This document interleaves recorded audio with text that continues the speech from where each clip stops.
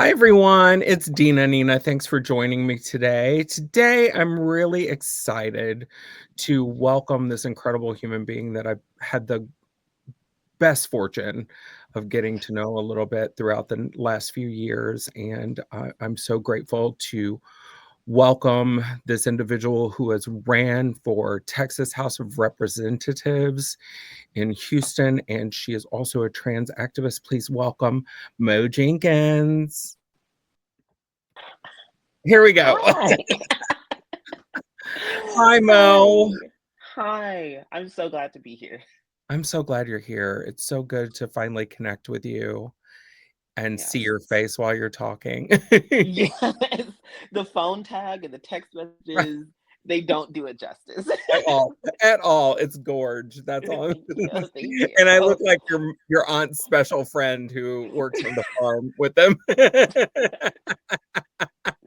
And you know what? And I'm right out there with you, okay? Because I gotta get to the coin. Okay? Amen. Amen. So let's begin with a little bit about you. Tell us about what brought you into activism and politics and yeah. So it's a bit of a rocky story. So I grew up with a single mother. My father was incarcerated. He was subsequently released from prison while I was still young, and we had a interesting relationship. Um, but my mom suffered from congestive heart failure. She passed away in 2012 when I was 13 years old, Mm, and I never wanted to be in politics. Like that was never my thing. I actually wanted to be I still have the picture of it. I wanted to be a lawyer, doctor, astronaut. That was my goal. Um, as you can all tell, I did not become a doctor. I did not become an astronaut. I'm on my way to be a lawyer, but that's somewhere down the line. Um, but politics was never the answer for me. I wanted to come up with a way to save people with congestive heart failure. That's what I did all of my science fair projects on when I was a kid. Even when I was in collegiate high school, when I was still in high school, I was on a track, on a pre-med track. Even when I went to undergrad, like I was on a pre-med track. Um, and partway through undergrad, I kind of had like an aha moment. You know, the there's two parts of it. One, I cried in OChem because I was like, this is absolutely horrible. And I hate this class. The other part of it is I was taking a class called Campaigns and Elections.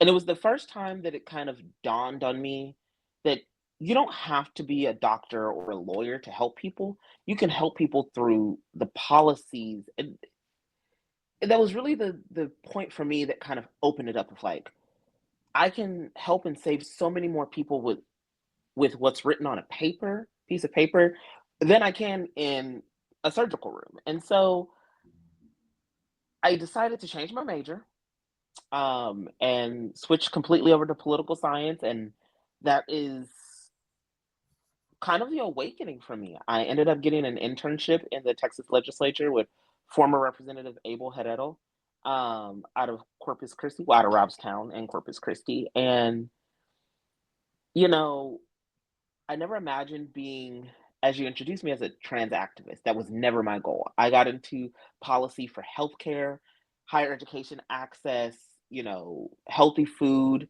access. Those were all the things that I cared about. Those are all the things that, impacted me. I was, homeless when I was a teen. So homelessness was a big issue. Healthcare act, like these were the foundational things that made me who I was.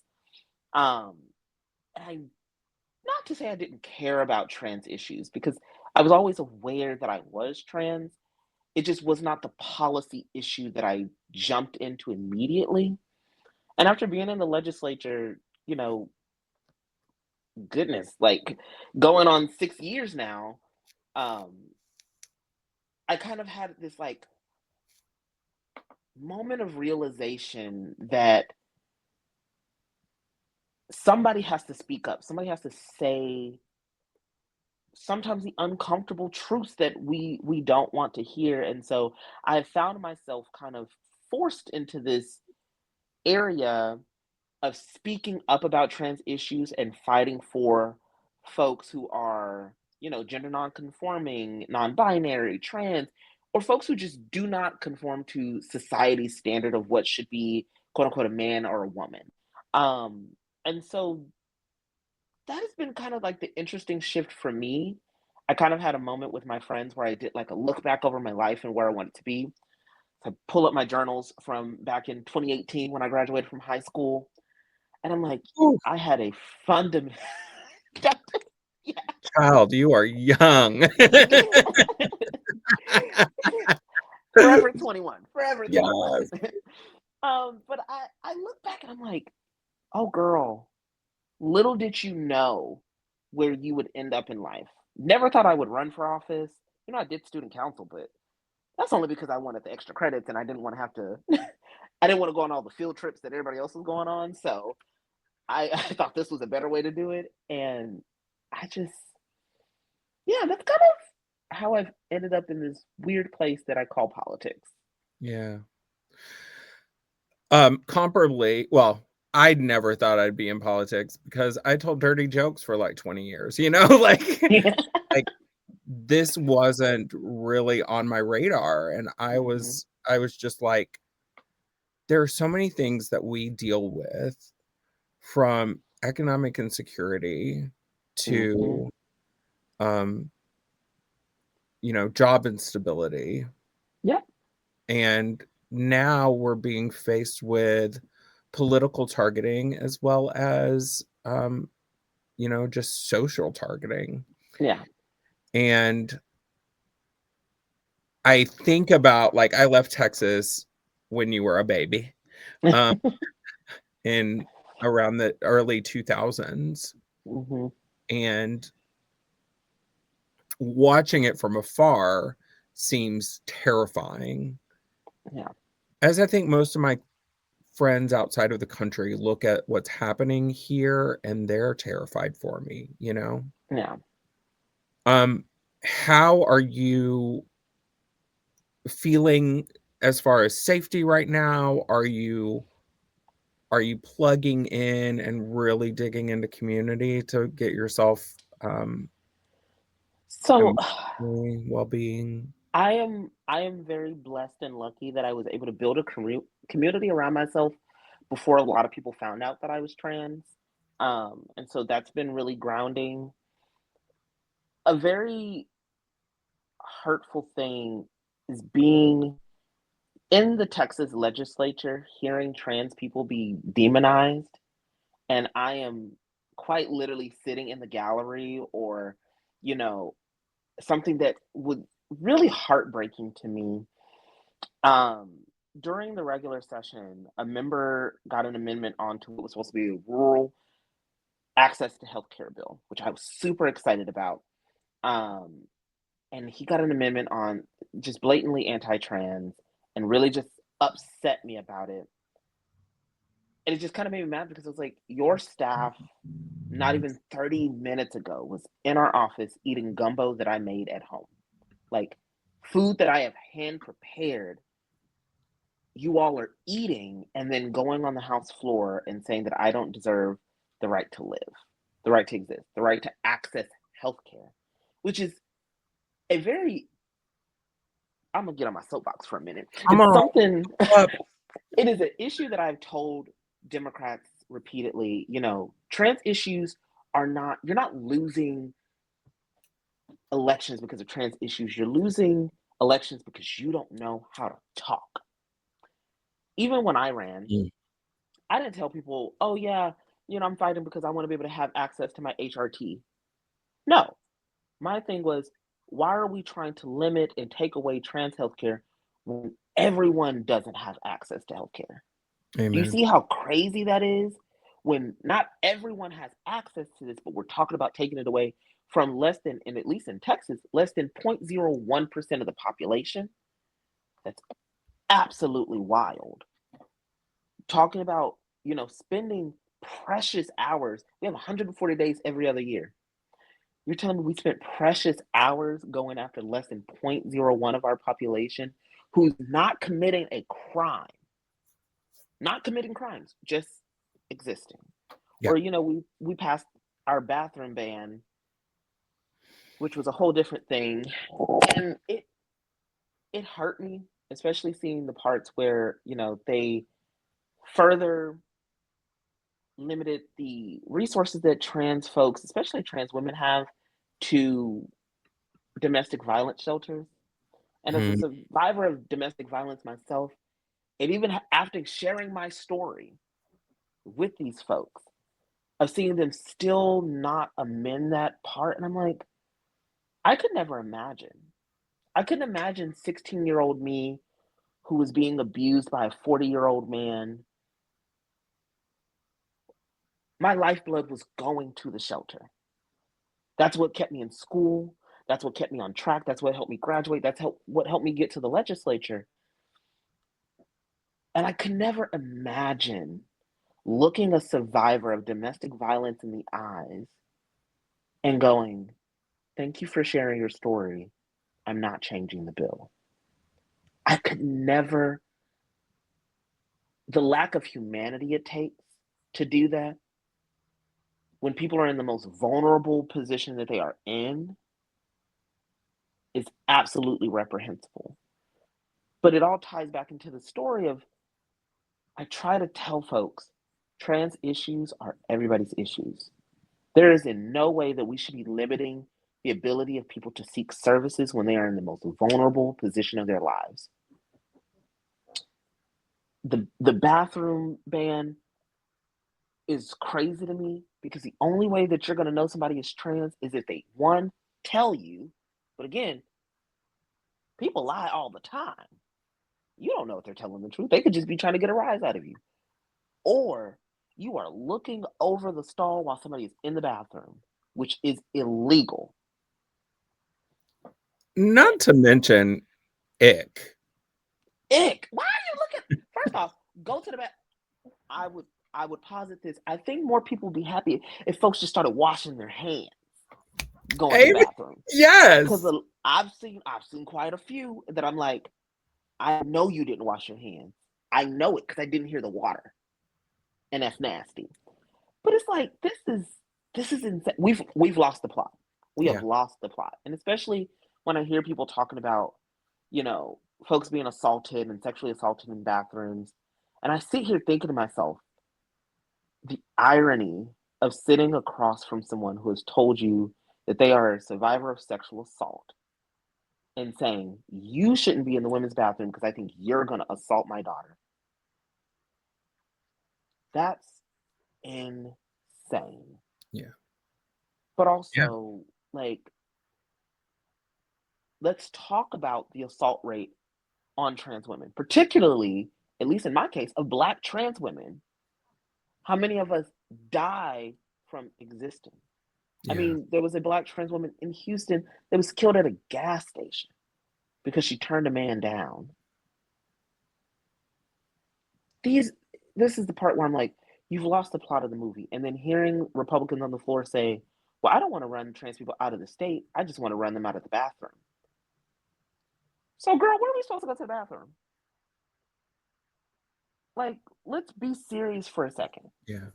Because I tell you this, if y'all saw me walk into the men's restroom, y'all would say there's a lady in the men's restroom, go get her. Yeah. But instead, I'm running around like a chicken with my head cut off trying to find a single use restroom because I don't want the issues. I don't have the time or the energy to deal with the issues because I'm trying to do good work for the state. And so this is all part of it, of like sitting here in front of these people, hearing the things that they say, and then still having to put a smile on my face Mm. because I still have to work with them in a professional capacity or pass them in the hallway, knowing that if they got the chance, they would absolutely give me a one-way ticket out of the state. Yeah. I I've spent time up in our capital here in Wisconsin for two times, well, multiple times in 2 different years where they presented the same bill with the same people who were paid to be there and be 1,000% disingenuous about their information, sources, and flapping up dust. I think about even the folks from our own community. I'm gonna say this: Blair White, girl, leaving the state, you leaving Texas after you have helped pass some of the most abhorrent bills for our community, and then you're gonna bounce your little butt over there to California, where they're gonna make sure that you have your HRT, that you can go use the restroom that you're comfortable with, so you don't get assaulted, where they have laws to protect you, and you're gonna go over there. Girl, you are slimy and dirty and nasty. And I hope you see this, and I hope you respond, because I've been waiting for you. I've been waiting to say something to you. But I think about all of them, the ones who come into the state and they were paid. I think about the one young lady, she's not even worth mentioning, talking about, oh, I was able to go to California and they performed surgeries on me and I was 16.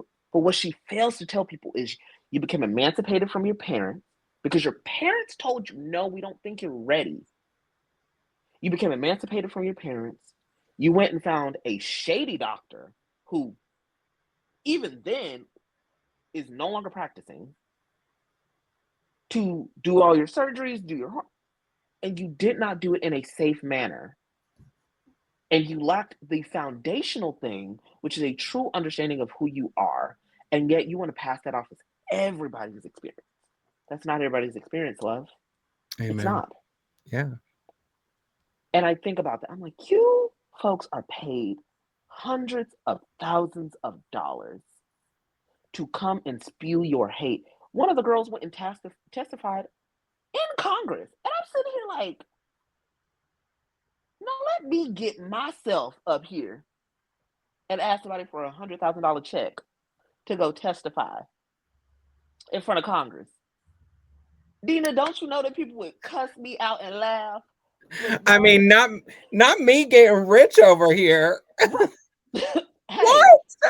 Hey, if I can collect a check for talking about my experience, hey, come on, run me my coin. Amen. Yes. I'm glad to do it. I love to run my mouth anyway. I will take it in single dollar bills. Single dollar. You know what? My mom and my daddy, their mortgage needs to be paid off. Okay. My sister just got in an accident. She need a new car. Like, come on. Yeah. I got student loan debt. Right? I will pay it off. Come on. Yeah. It's so disingenuous, especially to do harm to your own community. And then to sit your little narrow behinds in safe blue states where you have protections on protection on protection.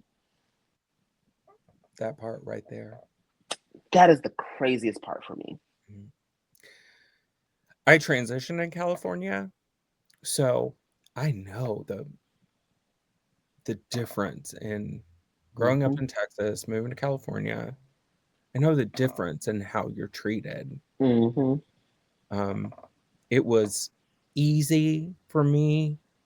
I had a lot of help from the LGBTQ center there. A lot of help and a lot of support.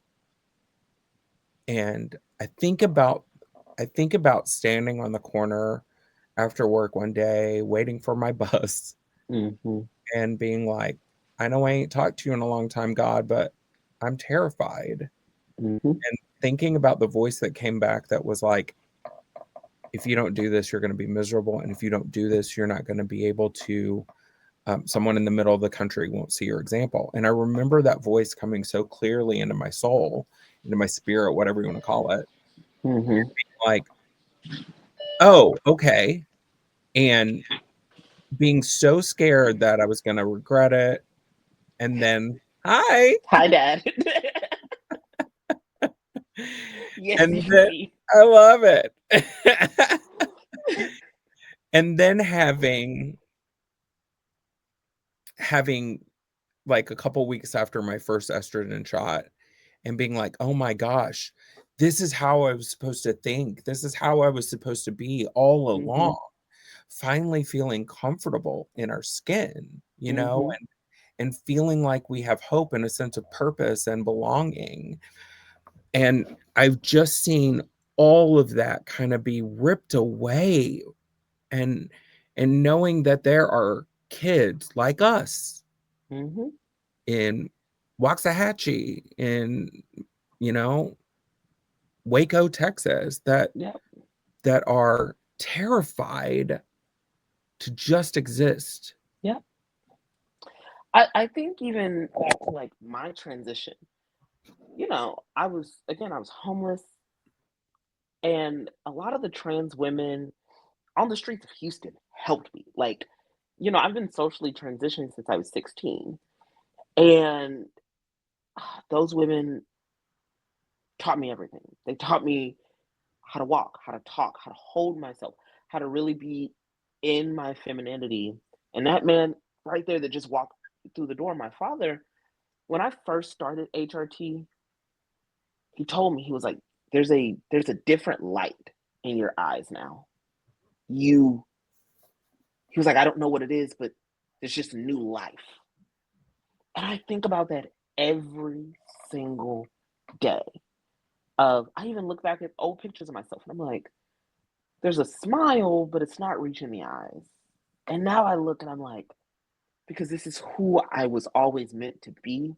One of my earliest memories, and this goes out to you trolls that I know are going to get under this video. One of my earliest memories is sitting on the porch with my cousin in Texas City, Texas, at my aunt's house. And I said, I have a secret to tell you. And she goes, what? And I said, I'm a girl trapped in a boy's body.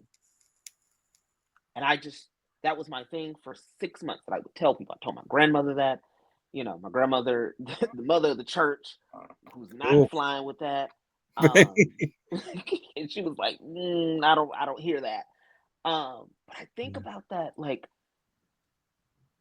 that was one of my earliest memories. And I always try to pinpoint when did that part of me quiet? And it quieted when I witnessed my first hate crime. Mm. Family friend of ours was out in Houston, in drag, and was beaten. And I don't mean he got beat up. I don't mean it was just one or two guys. I mean 6 men jumped him for being in drag. And that was one of the scariest moments for me, because that's when little sheltered me, little church me realized that people might hate me for being different. And it scared me and it made me retreat into myself for almost 10 years.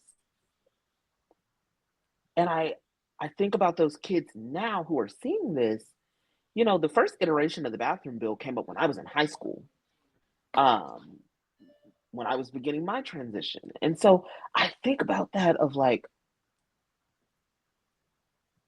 if I was still in high school, beginning my transition, what effect would these bills have on me? And I even think about those ladies, those women, those beautiful, beautiful women, icons of our community, who helped me under some of these bills. They would go to jail. They could be sued by the families. And it is always so insane to me that people would rather eliminate our community than understand us. One of the things that always has bothered me is when we passed the bill to ban gender affirming care for minors, there was a carve out. And I don't think many people caught it. There's a carve out in the bill for athletic purposes and cosmetic purposes not related to transitioning. That's kind of the bracketing of the language. And so I was like, for athletic purposes, I don't understand. And then I realized, gymnast, male gymnast, typically, in order to keep your flexibility, especially at a young age, they will put you on testosterone suppressants. Even sometimes for young women competing in pageants, they will give them extra estrogen because it adds a more glow to them, fills them out more. And when I was really looking at all the different ways that the same hormones that I'm on, the same medication that I'm on, can be used to help people with their athletic performances, to win scholarships, to do all these other things, I really sat there and thought to myself, this is insane.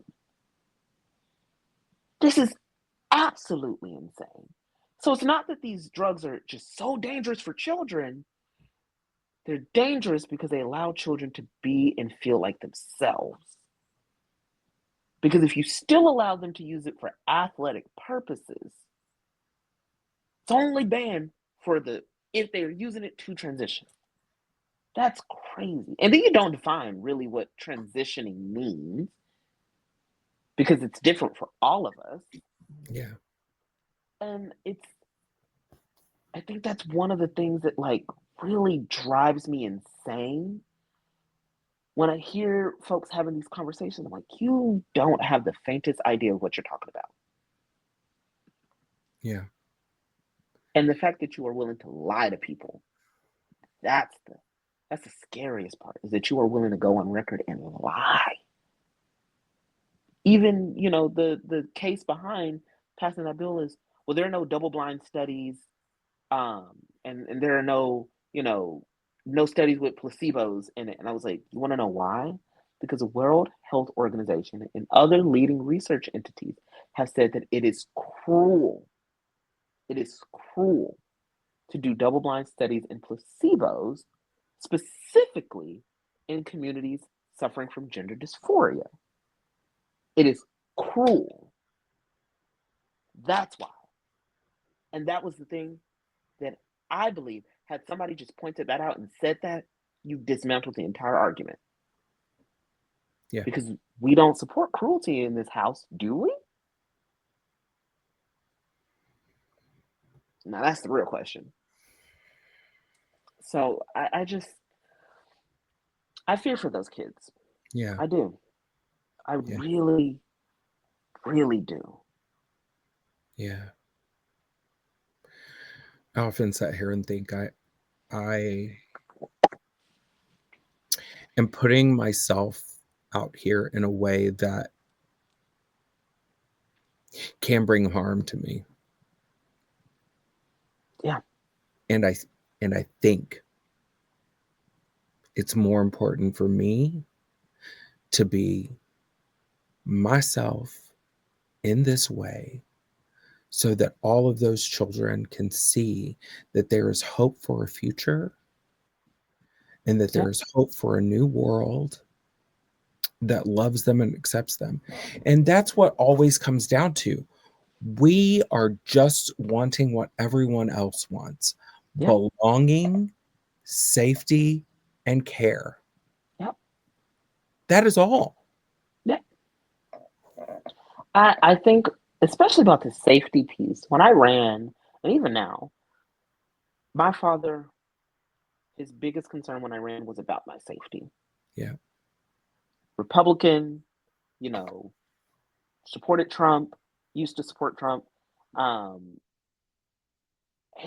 that was one of his biggest concerns for me, was my safety and just how crazy people are. And even now, I still kind of put myself out there, that, there was an article written about me in the Tribune that I sat down for. And his first thing that he called me about was, are you safe? Do we need to be worried? I'm a Texas girl.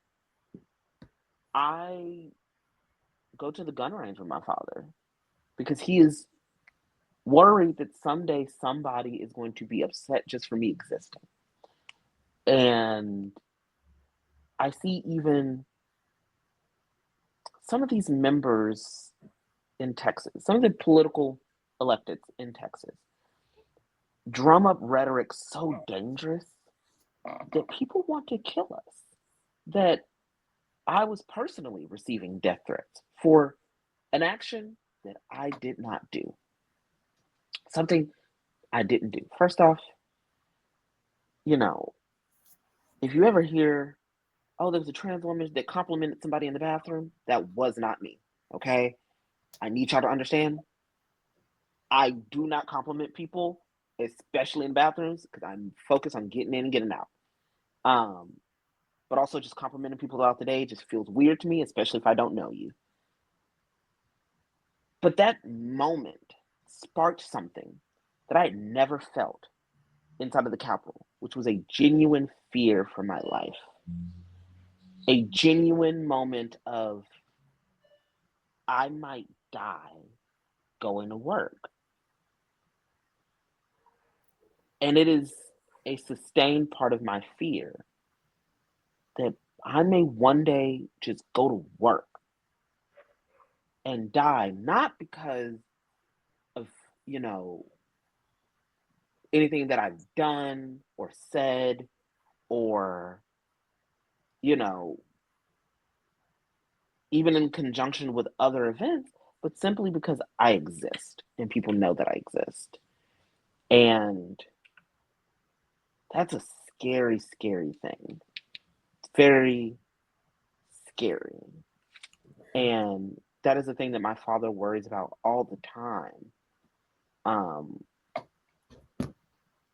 And I think about that, like gun-toting Republican, and he even himself is like, Republicans need to chill out.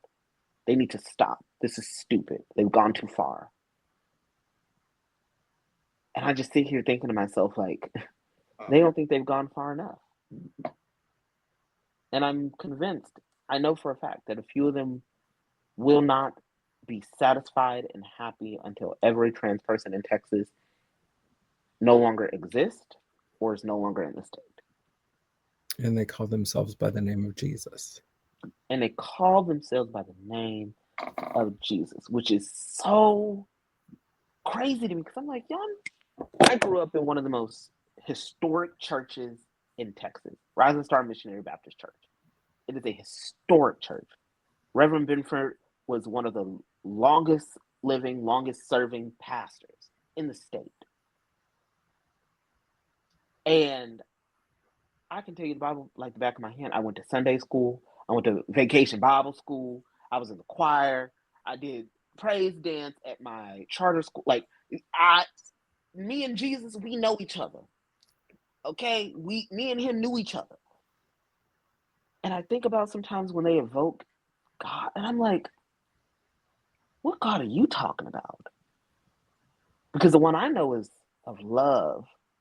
Yeah. And of caring for others. And that's the part that I'm like, you can't be talking about the same God that I'm talking about passing legislation to harm his children. Yeah. You sat here and you passed a bill to criminalize being unhoused. You've created and crafted bills to harm immigrants. And doesn't that book say something about welcome the immigrant into your community as if they were your own? I don't know. I don't know. Maybe I got the translation wrong. I mean, it could have been a Catholic Bible. I thought he said to take care of the poor. Yeah. I thought he said to take care of the sick and the shut in. I thought that's what he said. But yeah, that's what it says. He says that's what it said. I'm pretty sure. And I can go call my auntie. She's a minister. Yeah, she'll tell us. Right. And you go back to Micah.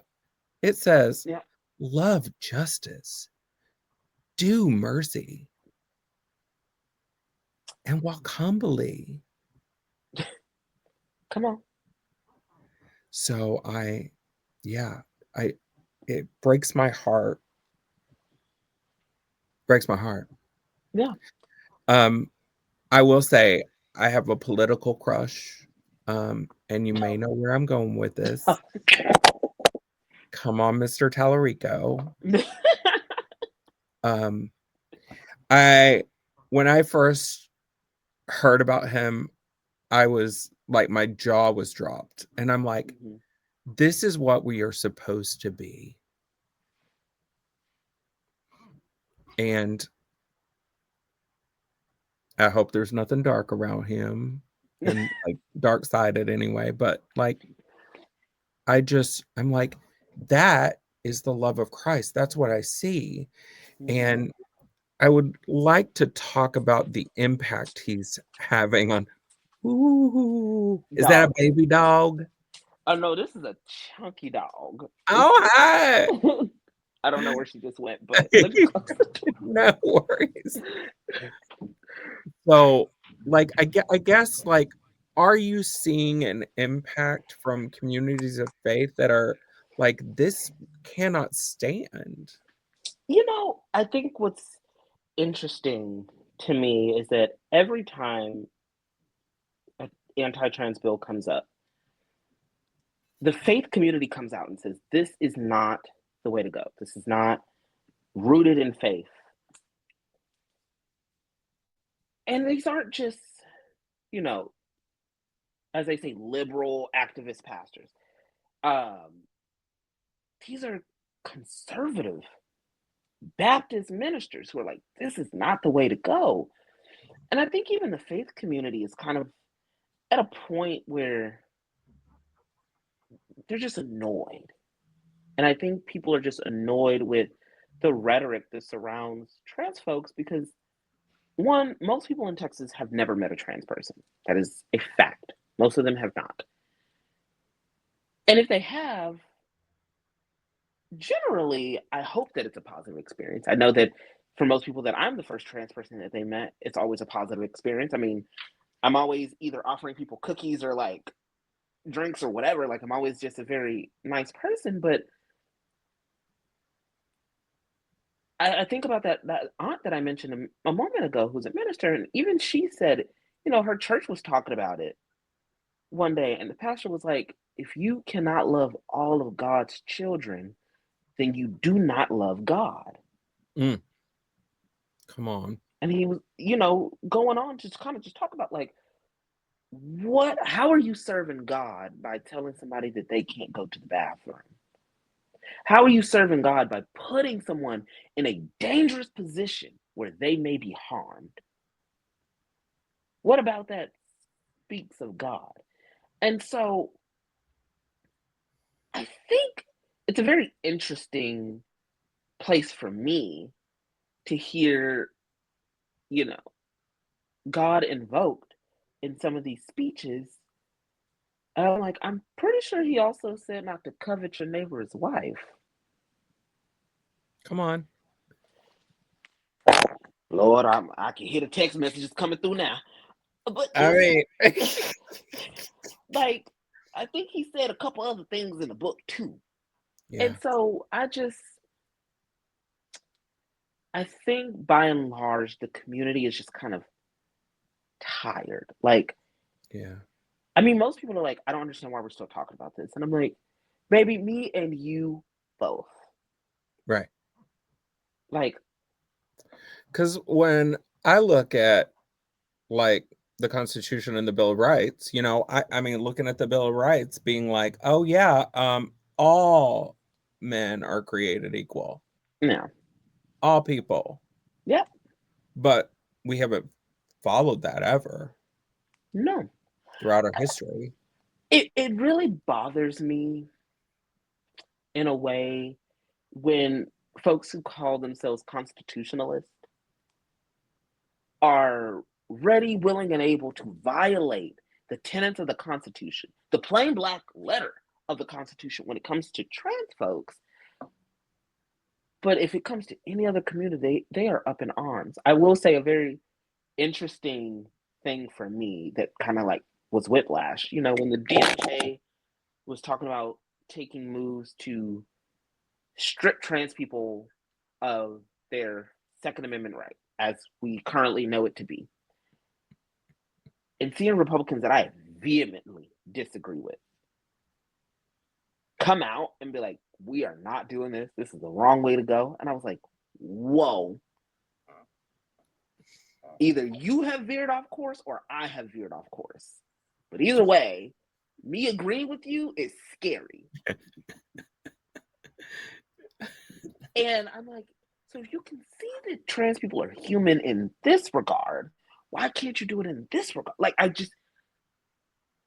something's not clicking in my brain, at least. And maybe that's my fault. Maybe it's my fault for not understanding them, but you can't see humanity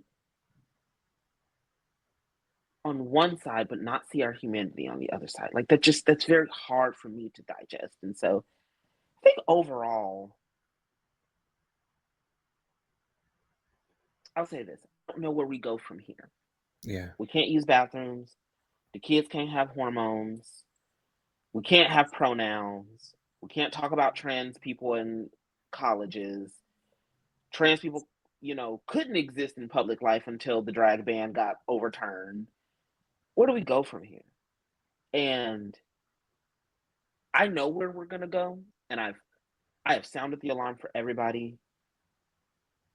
I just want people to realize it's gonna get really ugly if they do. Something that, I mean, we've seen the bills that have been filed trying to say that trans people who are openly trans are committing fraud, felony fraud. And I try to tell people, y'all gotta realize that's gonna go after trans people who have adopted children, trans people who have completed marriage licenses, and for all the lesbians and gays and bisexuals and queer folks who are like, we need to take the T out of the LGBTQ plus community, baby, they're not going to stop with us. They're not going to stop with us. You think your same-sex marriage license is going to be protected? No. When they go after fraud for trans people's marriage license, they're going to go after you too. They're going to say, well, we're just going to investigate everybody. So when your marriages are invalidated and you have to redo all your paperwork, it's going to be someone like me who is going to help you make sure that your paperwork is back in order to reinstate your legal protections for your marriage. That is the part for me that I want folks to understand. And also, without the T part of LGBT, you wouldn't have rights. Trans women, particularly Black and brown trans women, have been at the forefront of almost every major civil rights movement in history, but particularly the civil rights movement for gay, bisexual, lesbian, trans, queer plus folk to have their rights, to have marriage equality. All of it. And you want to know something? It was trans women getting married and being issued marriage licenses that was the foundation for you being able to get your same-sex marriage license. So don't ever try to say that we don't belong in the community. When we started it, when we housed you, we took care of you. Black and brown trans women were on the forefront of health crises. When the AIDS crisis was here, it was Black and brown trans women that were coming together and taking care of folks and making sure that y'all had medicine and getting you into trials. So do not ever discount trans women or trans men or trans folks in general, because we have always put our bodies on the line for this community, but this community repeatedly does not want to put their bodies on the line for us. And I'm going to just say that. One more needs to be said right now. Yeah. So I'm an old lady, and I was out for about a year in the 90s. Long story. Jesus, all that. Yeah. And so, but I remember it was the trans women and the drag queens who were constantly doing benefits to raise money for people who needed their medication, who needed food, who were donating their time to bring food to people, AIDS patients who were locked up. And so everyone was so afraid of them. Yep. We've always, from the beginning, we have been part of the community and have built it. Mm-hmm. I think of one of the stories of one of the foundational women that I know. She hasn't given me permission to share her name, so I won't. But prior to her transition, she went to nursing school, got her nursing license, transitioned, and was living her life, practicing as a nurse.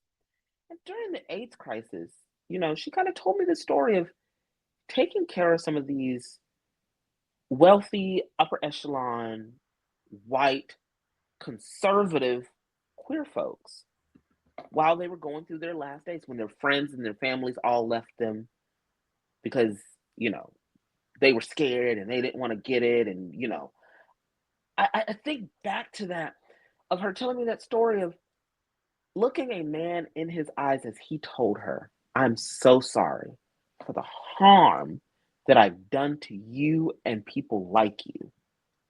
And now here I am with you having to clean me up so that I can be presentable for my last few days." And I just, a friend of mine yesterday on a long call, and he knows who he is, hour-long call, but I love him. But listening to him tell me about how trans women have even been monumental in his life and protective of him in his life, and how upsetting it is to him that no one listens to trans women, trans men, trans folks until we die. Mm. And even then, we have 30 seconds. If our message couldn't be fit in 30 seconds, it's done. And that is always something that I have thought about in this work. And it's something I think about every time I see an anti-trans tweet go up from electeds here in Texas. I'm glad that 15 minutes of fame to you is worth a lifetime of my pain. I'm so glad for that. Because little do you know, somebody's going to read your tweet and they're going to say, "You know what? Maybe I should go and act on this." I think about when a staffer in the legislature posted somebody going into the bathroom, and the comments in there was, "We need to go clean this up. We need to go handle this." You know what I'm talking about. Hashtag 2A. Literally inciting violence. People planning to come to the Capitol and kill trans people that they see. And again, I ask people, how are you going to know that they're trans? You're going to just go off the look? I mean, that's what, the bathroom bill, that's what they said. You'll know by looking at them. We're going to discriminate against people. Because there are even some cisgendered women of the legislature who, I know y'all haven't been on this ugly side of Twitter, because if you did, you would have voted no against this bill for what your people of your own party are saying about you, assuming about your gender. But you want to know who's in the comments defending you? Black and brown trans women. Yep. People that you would literally spit on our grave are in the comments defending you. So I think that for everybody, and I even have to tell some of my sisters, hey, at a point, we're going to have to take a vacation. We're going to have to stop protecting everybody if nobody's going to protect us. And that's another thing. I'm like, we are in a fight of our lives. And the fact that we are not uplifting trans voices, but are actively suppressing them,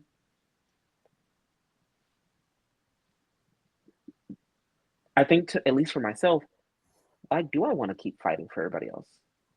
Nobody wants to fight for me. Why do I want to keep putting my body, my energy, my time, my money on the line for people who do not care, or people who pretend to care only to get my money, my time, my energy. I'm tired of it. I'm exhausted. Okay. I have a lot of other things going on. Okay. I'm trying to complete a graduate program. I'm trying to just do life, spend time with my parents as they're getting older, spend time with my great aunts as they're getting older. And this is what that friend said to me: trans folks have to stop becoming martyrs for a community that does not care about them. And that is a very heavy thing that I've had to deal with, is how much longer am I going to continue doing the work for people who do not care if I can wake up in the morning?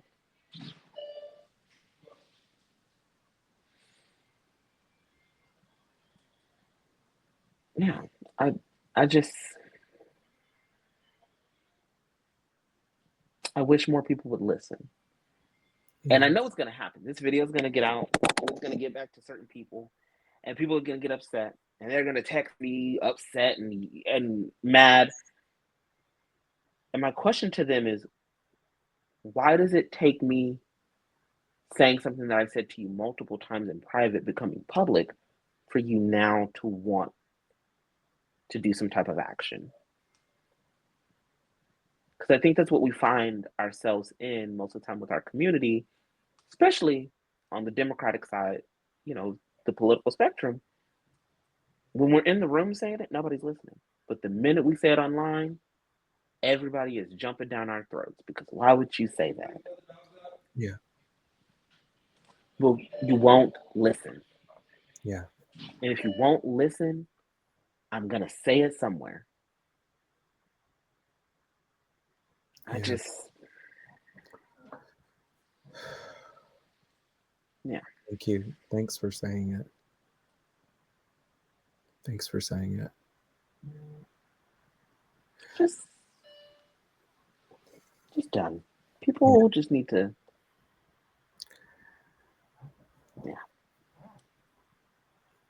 I had somebody ask me, and this goes kind of along with what you were saying about we're exhausted.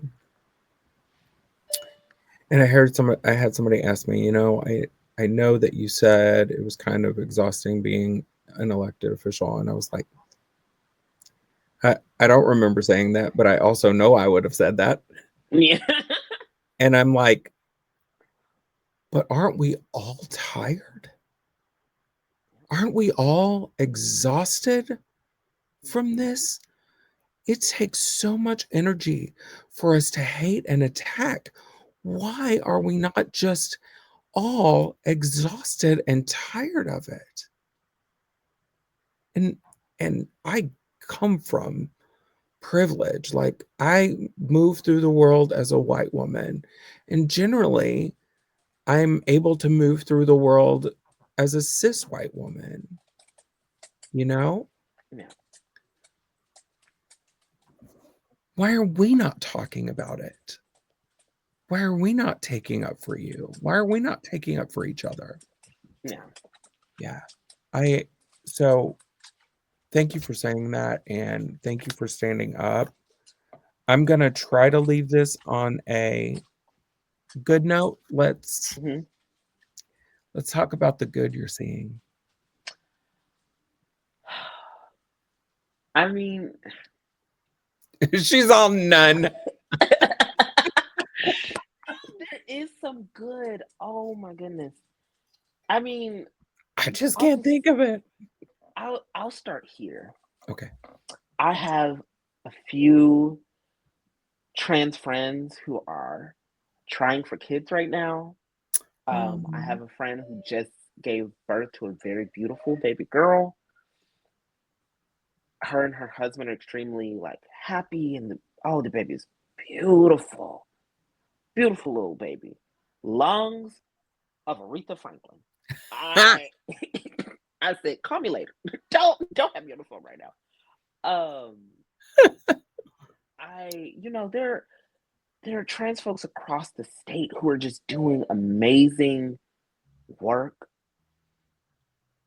So it makes me happy, but it also just it makes me crave more. It makes me crave I wish that I was unable to recount how many happy moments there were. But I'm like, people are having kids, people are getting married, all the things are happening. The things that we wanted, kids, marriage, just living life, just existing.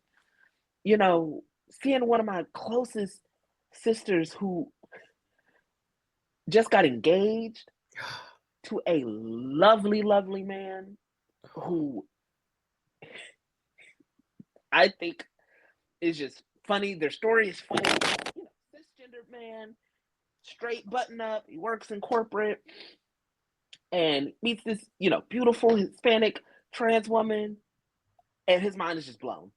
Like he meets all of her trans, and he's like, "Whoa, I've never known this. I'm very sheltered."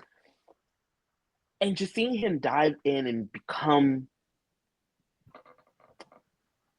part of the community in a way that's actually supportive and doesn't feel like a fetishization or feel like trying to take over, but really trying to uplift has been beautiful to watch. Has been beautiful watching his mind expand on the different type of people that there are in this world. And so those are all the good things. And I'm like, the babies are being born, the marriages are happening, like all the things are happening. And people are just living life despite all of the hate that's going on. And that's what makes me the most excited.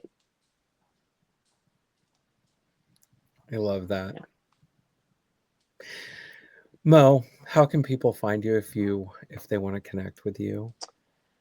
Oh, I'm everywhere, darling. I'm everywhere. You can find me. All of my socials are Mo, the letter 4, number 4. Lord have mercy, it's a long night. Number 4, Texas. So Mo, number 4, Texas.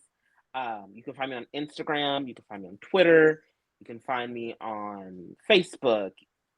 Add me on LinkedIn, child, if you want to talk to me about work stuff. Or you can just go to my website, mojenkins.com, and connect with me on there. Send me an email. I'll happily email you back. But I'm all over the place.